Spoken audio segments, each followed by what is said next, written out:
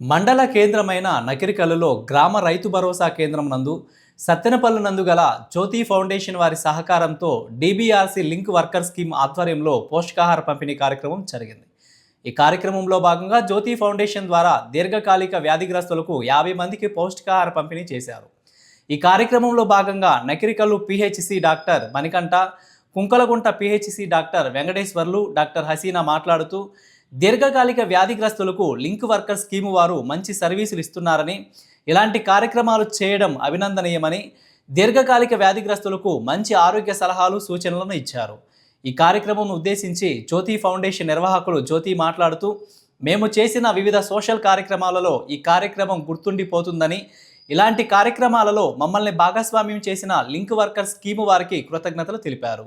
ఈ కార్యక్రమంలో Jyothi foundation founders, Nakirikallu PHC doctors, Kunkalagunta PHC doctors, area coordinator Koti Ratnam పాల్గొనడం జరిగిందన్నారు.